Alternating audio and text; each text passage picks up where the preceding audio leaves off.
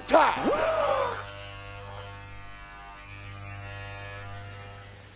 Siri, would you explain all the definitions of diplomacy or being diplomatic?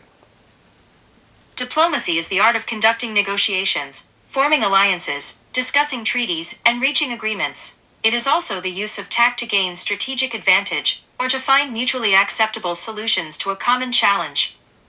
This answer is from bestdelegate.com and Wikipedia. Thank you. You're welcome. Okay. This Sunday sermon was inspired by none other than my son. And of course, buckle your seatbelts because this is going to be a semi-long ride. And I know sometimes people say to me when I do these Sunday sermons, so you could have said that in the first 5 minutes.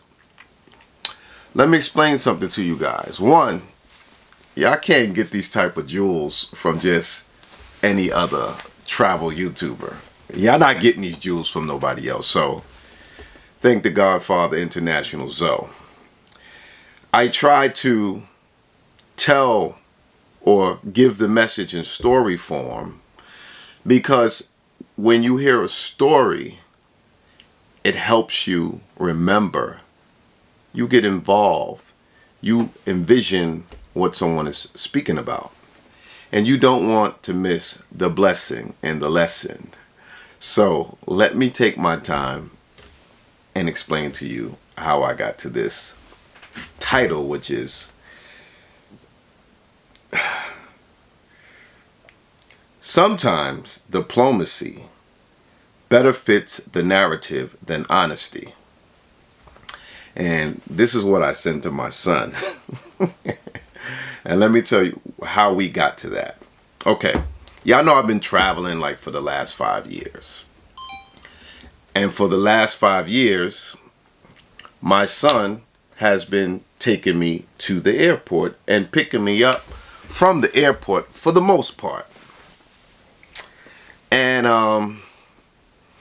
but it's beneficial to him and to me, right? At one point, he's always had access to my cars. And even before when he had a car, he had an accident and that got ruined, and then I started letting him drive my GMC truck.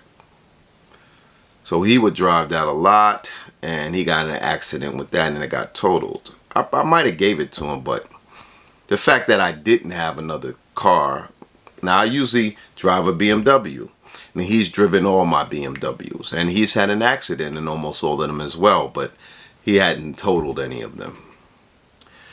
So now he finally got his own car, which I'm very proud of him, and I gave him a little money towards it. My son, let me say also, he really bothers me for anything. It's my daughter who's always, when it comes to money, it's my daughter. But my son, but I would also assume when he needs help, he usually gets it from his mother because you know how it is. And he's a firstborn too. Boys get everything they need from their moms and girls get everything they need from their dads. So I don't worry about him too much, and he doesn't ask me for anything. But him taking me to the airport and picking me up helps me out dearly because where I live is upstate New York. I live out of the city. And where I live, everybody has to have a car. It's in the country somewhat. And there are no Ubers here. It's one time I was able to get an Uber share. So I would possibly just miss my flights if someone didn't drive me because it's almost impossible to get an Uber.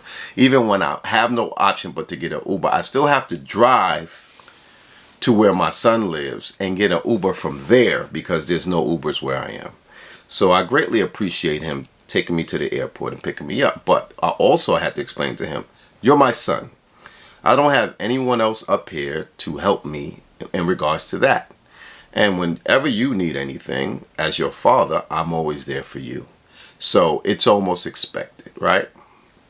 So he finally got his car. Mind you, Between all my cars, he's probably put over 100,000 miles on my vehicles. And I have this my recent BMW I have. He's put probably about 20,000 miles on it. Now y'all know I'm always out of the country.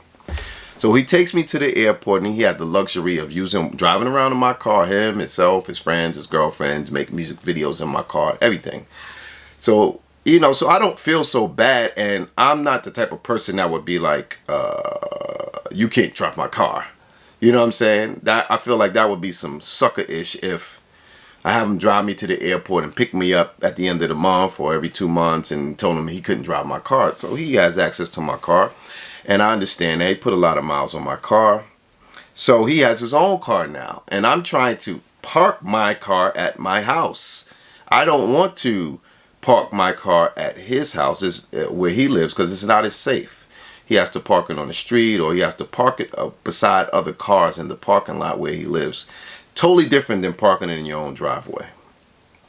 So, okay. So I asked him to come up here, which is about 30 minutes from where he lived, pick me up, take me to the airport because I want to leave my car here. And plus, I got an inspection coming up, and I don't know if I'll be here in time. And this is New York; they're gonna give you a ticket for everything. So we went back and forth a little bit, and he was like that. He said, "Hey, Dad, I'm gonna be honest. That is super inconvenient for me because even when you come back, I still have to pick up and bring you home and then come back down to go home. And tomorrow I have to go up there, then go all the way down." So he don't want to come up here, pick me up, then go to the airport from here. And I'm like, listen, you've driven my car, put a lot of miles on my car. You could put a couple miles on your car, let my car sit here, because there's an inspection coming up, and I just, I'd rather my car be here anyway. So he comes back and says, and I told him, you know what, you don't want to put any miles on your car with it, so he says, it's not the mileage, I don't care about it. It's the fact that I have to do all of that and then go back home on a day I probably have work and have been driving all day already. I'm not going to lie. Every single time I've been doing it for like the last 5 years, he said 5 or 6, but maybe it's happened 6. 95% of the time, I don't necessarily want to do it all the time, right? So then I just said, okay. And then he says, not coming at you, just being honest. So that's when I get to the point of, I'm good with words and I'm intelligent or smart, whichever one it is. And I'm mature. I have wisdom more than anything. Sometimes diplomacy better fits the narrative than honesty, and I had to tell him that, and it came right to me. And I figured maybe he wouldn't respond, but when he wrote that, I definitely felt some kind of way. But I just said okay, and I was like, well, I'll talk to him about it tomorrow. I'll plead my side of the case. So he says, and true, a young man's form. And one thing I like about my son, he doesn't easily get back down. I can't just say things and he's going to back down from me. He will challenge me, in a nice way. He's not a bad kid. So he said, what does that mean? He said, what do you mean by that? And that made me laugh because I kind of knew it was a little over his pay grade. And I thought maybe he would ask his mom, but maybe his mom is not there. So I said, I'll explain it tomorrow, but thanks. You gave me a good topic for my next Sunday sermon. And he says, that sounds like it could be a chapter in the 48 Laws of Power. And we laughed. So I'll discuss it to him tomorrow. And that's what this Sunday sermon is about. Diplomacy. And a lot of times people take no care in how they deliver their message, their response, their request. They have zero diplomacy. They say things in a way either knowing that it could come off offensive or not caring if it does. And I think people are getting way too comfortable with that. I will never try and disrespect someone if I don't have to, if I don't need to. I try to take care in the way I deliver things. Sometimes I might get a little loose with friends or whatever, but I think about what I'm going to say before I say it. That's why I pause a lot and you don't see me running off speaking rapidly. And I think people could take mind to this if it's, something that you just haven't thought about in a while, or if it's something that you've never been told. You know what I'm saying? When I say diplomacy, I don't mean the politics and the diplomats and all that. I mean the skill of working together, delivering a message, asking a want. How you say things are very important. You should take your time. I try to take my time, even with texts, so people don't get what I'm saying misunderstood and misconstrued. That's how fights start. That's how wars start. That's how arguments starts. That's how hatred starts. That's how enemies start. That's how grudges more than anything start. When you say something that sometimes ticks someone off or pisses them off or they feel disrespected, not everyone is going to say something about it. And you may have an enemy or someone be holding a grudge against you and you don't even know it. Now, you can't please everybody, of course. But we should learn to practice as much diplomacy as possible. Tact when you deliver a message, you answer a question, you send out a request. Even with giving your opinion. And what I'm going to tell them tomorrow is,